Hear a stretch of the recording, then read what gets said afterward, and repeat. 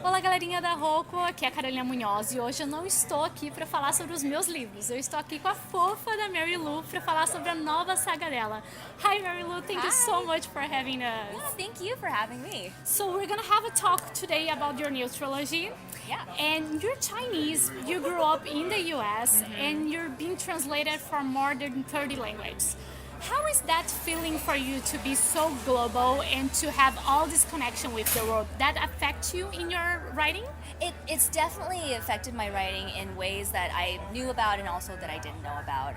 I've always wanted to write stories that involve a lot of different cultures, that has an international sort of scope. I think just because of the nature of growing up and moving around as a child, I feel like stories are more interesting when they have a more diverse cast and a more diverse plot. So it's something that I find myself putting into my stories again and again, and hopefully readers can connect with that too. Of course we're connecting. And you're very known by the Legend trilogy, and now you're presenting a new trilogy that is the Young Elites, Jovens de Elite para vocês no Brasil. And with this difference, because at first was Dystopian and now it's fantasy, do you felt like a difference in the writing that affects you a lot? There was definitely a difference. I mean, science fiction or dystopian and fantasy are kind of like two different sides of the same coin, so there's a lot of things that they have in common, but you know, one is looking forward and the other is looking back, and I found that to be very different to play with. Writing Legend, it was a lot of just me coming up with what I thought could happen in the future. So it was a lot of researching about technology and what you know could come up later on, whereas fantasy is the opposite. It's more like looking back, like how did things used to be done. The Young Elites is set in a Renaissance era type period in Italy, so I did a lot of research on that. But there are some similarities with the two. There's a lot of politics in both, and that's never changed. There's a lot of unfairness against people of different kinds of socioeconomic classes, and I feel like those issues are still existing today. So in that sense, there's a lot of things that have stayed the same. That's you in your writing, right? And talking about like the plot, the story, we noticed that because of an idea of your agent, you decided to not stay with the good guy being the main character, and then it's like the villain. Come on, what that happened? That changed a lot in the story, like the story that you had in mind, that changed a lot with this twist? Yeah, the first version of the Young Elise that I wrote was completely different from what is out today. I wrote about 100 pages of a version of the story from what I thought was the hero's point of view. And I thought it was fine, and I gave it to my agent. And my agent, who is very lovely, but also very blunt, you know, she does not sugarcoat when she does not like something from me. Yeah, she's just she called me and she said, literally, when you gave this to me, did you think that it was good? Oh my god. To which I'm like, I'm gonna go home and cry into my pillow now.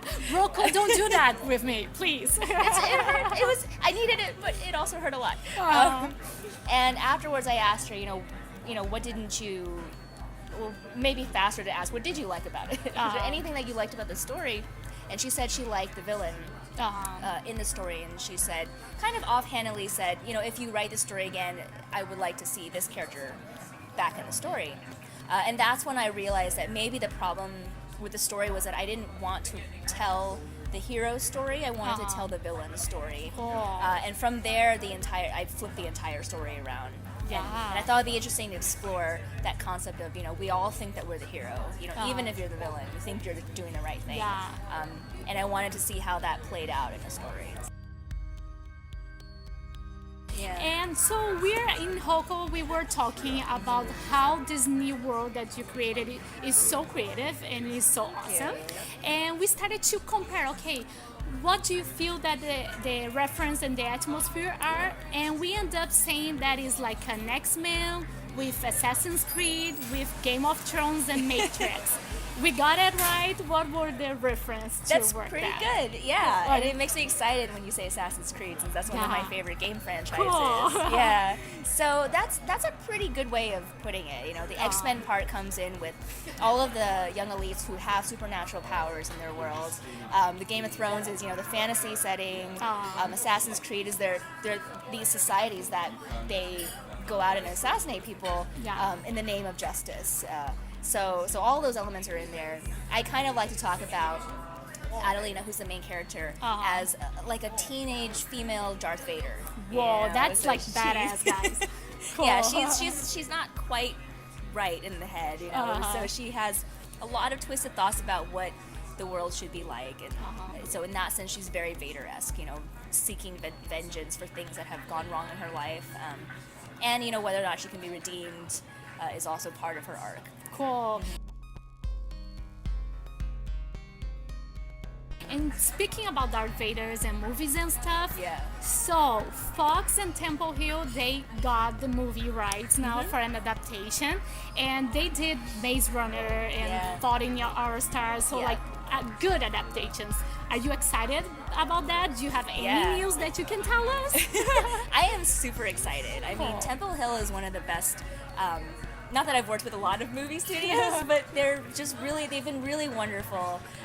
Just really good people behind the scenes, and I love all of the movies that they've done. I think they do a great job, and it's exciting to see the screenplay coming together. That's where we are right now. Yeah, they finished the first draft of the screenplay, and we're working with the screenwriter on going through and editing it, fine-tuning it. So you're being able to read the screenplay and being a part of it. Yes. So we know that can be good, guys. That can be good. So can you say like something for your Brazilian fans and a little bit more about the story that they're gonna see now in March with Rocco? Yeah, I'm so excited that the Young Elites is coming to Brazil. And it's a story that was very difficult for me to write, but means a lot to me. And I hope that when you guys read it, you enjoy it. And I hope to hear from you guys on social media. And you can always find me on Twitter and Instagram. And I look forward to hearing what you guys think about it. Thank you so much. You're the sweetest author ever. So we're very glad to have you here. E pessoal, agora em março, a Rocco vai estar lançando para vocês Jovens de Elite, esse livro incrível que vocês têm que ler e depois nos contar o que vocês acharam, beleza? Tchau, tchau, até a próxima. Bye! Bye!